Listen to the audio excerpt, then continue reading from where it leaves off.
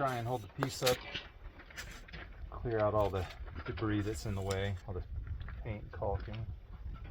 Okay, so I'm going to hold it here, make sure that it's hanging over more than 3/4 of an inch, and then make a mark there. Come to the other side, holding it still tight, same thing, and mark there. And then I will be cutting it off right around here, which is more than it needs to be.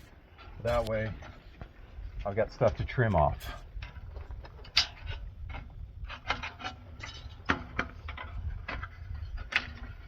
Like that for now. Then I will trim this out, and I'll cut just a little bit past my pencil mark.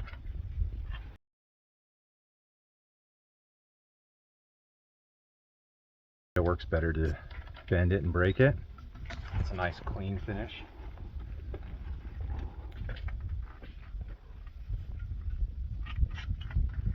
So do the same thing, cut like that. This is the bottom piece. Always start with the bottom, because that way it allows the next piece to shed water over the top. So right here, I've got plenty. That's more than 3/4 of an inch. Here, the same thing. So then I'll put in some staples for the top. So I'm going to pre-cut this. I'm going to cut it again just a little bit more than the 3/4 inch that it will need. So even if I did like 1.5 inches, that would be fine. But don't try for 3/4, because you'll end up being short. It's just what happens. Better to have a little bit extra to cut off than not enough. So now when I hold it up here and I slide it up, there's little welds on the end, and so I can feel it catch there, which tells me I'm right at that corner. Then I come and make a mark on the back side here, just a little dab with the pencil, and then right here. So that one I think I want just a little touch low. So now I use the left cut snips to cut this so that it will fold the piece up instead of the straights or right cuts, which would do the opposite direction I want, because they're differently shaped. So I cut that off. So this way, as I cut here, it lifts this part up and pushes the other side down, making it so they fit together ideally. Then I'll cut this back.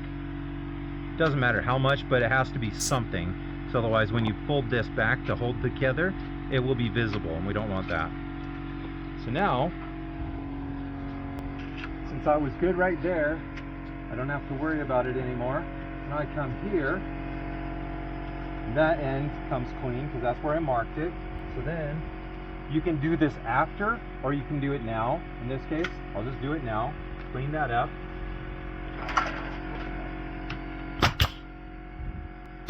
I won't worry about shooting up higher or putting a ladder out, because I'm going to be getting a ladder up to do the higher to reach stuff anyway.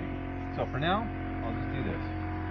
So I do know how to use tape measure, by the way. So I'll go like that, say, okay, that's a 48-inch window. So in this case, I'm going to cut the piece, just to be absolutely sure, 52 inches.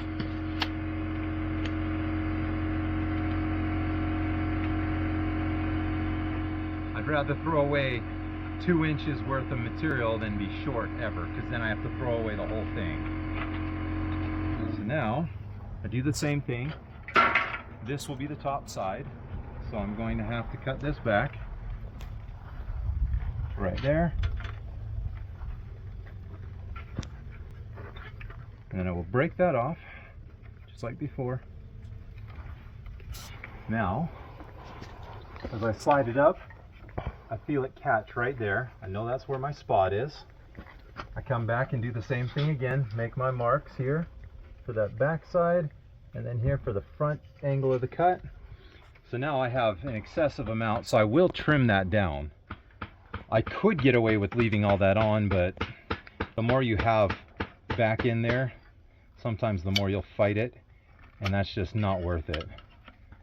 So, but it doesn't matter how much, as long as it is enough. So then I cut here, break this off. Then again, I snip this back to whatever point so that it will, not to damage this, be careful of that, but it has to not have this component here or it will stick out.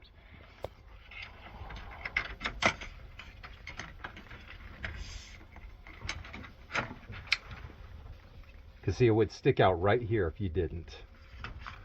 So then I go back here, shoot it in the middle. You could do 3 staples should be ample for this. But you could do more if you needed.